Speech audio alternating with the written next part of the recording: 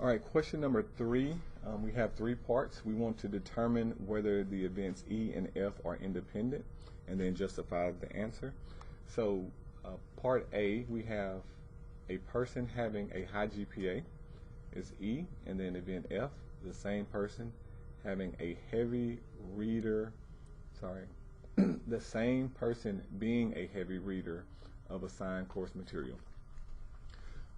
So if a person reads a lot when they're assigned material, it's more likely that they're going to do well on the assignments and have a higher GPA.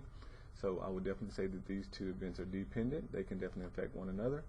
So we'll look for that. E and F are dependent because being a heavy reader of assigned course material can affect the probability of a person having a high GPA. Okay, so we'll just stop there. That one looks to be the best answer and the correct response. Part B, event E says a randomly selected person planting tulip bulbs in October, and then F says a different randomly selected person planting tulip bulbs in April. So two different people randomly selected will not affect another person's ability or reasoning for planting tulip bulbs. Both of these things can happen, but one does not cause the other one or affect the other one. So we're going to say that these two events are independent and look for the correct response.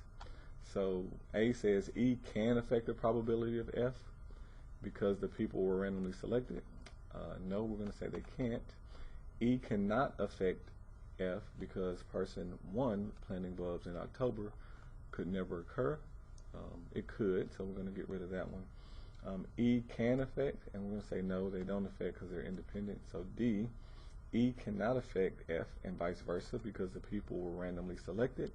So the events are independent. Yes. So D, they look to be independent.